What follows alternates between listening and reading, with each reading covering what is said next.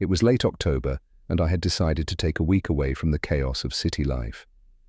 I found this quaint little cabin listed online, cheap, isolated, tucked deep in the Appalachian Mountains. It seemed perfect for what I needed: peace, quiet, and a break from everything. The drive took longer than expected, with the narrow roads winding endlessly through dense forests, but I arrived just before dusk, the sky a palette of purples and reds. The cabin was rustic, exactly as advertised, with old wooden floors that creaked under every step. It was the kind of place that had seen better days, but for a week of solitude, it seemed just right. There was no Wi-Fi, no phone signal, and I couldn't have been happier about it. Just me and nature. The first night passed without incident, aside from the usual sounds of the forest, the distant hoot of an owl, the rustle of leaves, branches swaying in the wind. It was calming, in a way. But that sense of calm vanished the next night. It started with small things. I remember I was sitting by the fireplace, reading one of the old books I found on the dusty shelves, when I heard it. A faint knocking. At first, I dismissed it as the wind. The cabin was old, after all. But the knocking became more rhythmic, more deliberate, like someone tapping gently on the window. The problem was, the window was behind me. I tried to ignore it, telling myself it was just the house settling, but something in me couldn't resist. I turned around slowly, my breath catching in my throat. The tapping stopped. I walked over to the window, my heart beating faster than I cared to admit, and peeked outside. There was nothing, just the dense woods, illuminated faintly by the crescent moon. That's when I saw it. A smudge on the window, like something had pressed its face against the glass. I reached out, wiping the fog away, and there it was, a handprint. It wasn't mine. It was too small, too perfect, like a child's hand. The nearest neighbor was miles away. I didn't know what to think. I wanted to believe it was old, maybe from a past guest, but my gut told me otherwise. I locked the door, double-checking all the windows. I wasn't taking any chances, but that wasn't the end of it. As the night went on, I started hearing more noises, faint whispers, just at the edge of hearing, like someone was murmuring to themselves outside the cabin. The kind of sound you can almost convince yourself isn't real, until it gets louder.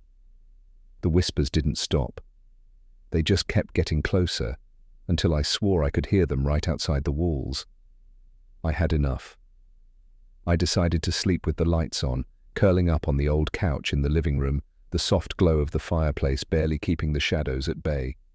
I told myself I was being paranoid, that isolation was playing tricks on me. But that feeling, the feeling of being watched, never left. At around 3 a.m., I jolted awake to the sound of footsteps. Soft, careful footsteps, like someone walking barefoot on the wooden floorboards. They were coming from the hallway, the very hallway that led to the front door. I could feel my heart pounding in my chest, each beat echoing in the silence. I grabbed the nearest thing I could, a fireplace poker, and slowly, as quietly as possible, crept toward the hallway. The footsteps stopped just as I reached the entrance. My hand hovered over the light switch, fingers trembling. I didn't want to see what was out there, but I had to. I flicked the switch. Nothing. The hallway was empty. My breath came out in ragged gasps, my knuckles white from gripping the poker so tightly. But that's when I heard it, right behind me, in the same room I had just left. A low, guttural whisper, so close I could feel the breath on my neck. It said my name. I didn't turn around. I couldn't. Every muscle in my body froze.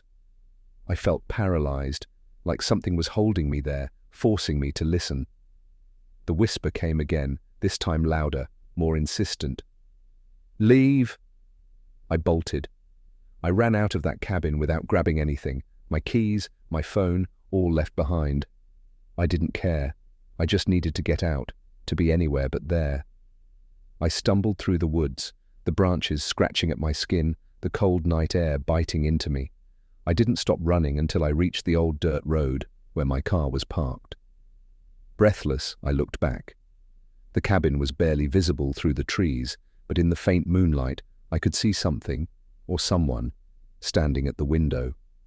It was small, no taller than a child, and it was watching me. I knew in that moment that whatever had been in that cabin wasn't human. It never was. I didn't return for my belongings. I didn't tell anyone about what happened, not for a long time. But sometimes, when the night is quiet, I swear I can still hear those whispers. I'll never forget the way it